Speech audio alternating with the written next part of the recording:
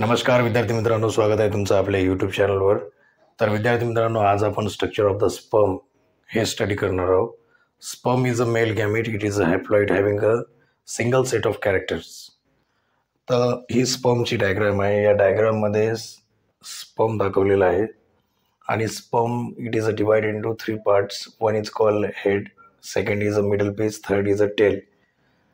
तर हेडमध्ये acrosome, nucleus हे असतात आणि नेकमध्ये proximal centriole, distal centriole, middle पीसमध्ये मायटोकॉन्ड्रिया आणि टेलमध्ये नंतर फिलामेंट वगैरे असतात. तर head it is a oval shape. हे ओव्हल शेप आहे हेड आणि it is a haploid nucleus. हेडमध्ये हॅप्लॉइड न्यूक्लियस असते कारण स्पर्म हे हॅप्लॉइड आहे. कॅपलाइक स्ट्रक्चर त्याला आपण ॲक्रोझोम म्हणतो. And it is acrosome it is a form from the Golgi body which containing a hydrolytic enzyme.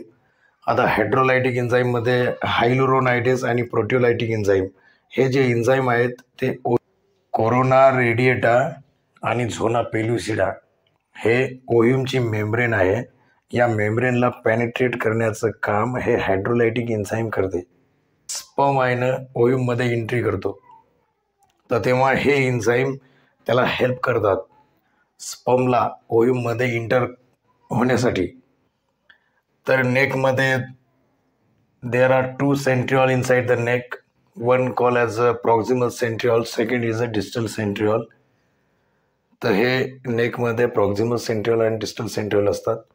Middle पीसमध्ये मायटोकॉन्ड्रिया असते. 10 to 14 spiral turn of mitochondria call as a nebenkern. Mitochondria it is produce energy necessary for the movement of sperm. स्पर्मच्या मुवमेंटसाठी एनर्जीचं requirement असते, ते मायटोकॉन्ड्रियामध्ये provide केल्या जाते. And tail its contain a cytoplasm. टेलमध्ये सायटोप्लाझम असते and tail form axial filament from the distal centriole and part of the tail without plasma membrane call as a end piece. त्याला end piece म्हणतात. तर आजच्या व्हिडिओमध्ये एवढंच. Video आवडला असेल तर लाईक करा, शेअर करा, सबस्क्राईब करा, कमेंट करा आणि फेसबुक पेजला फॉलो करा.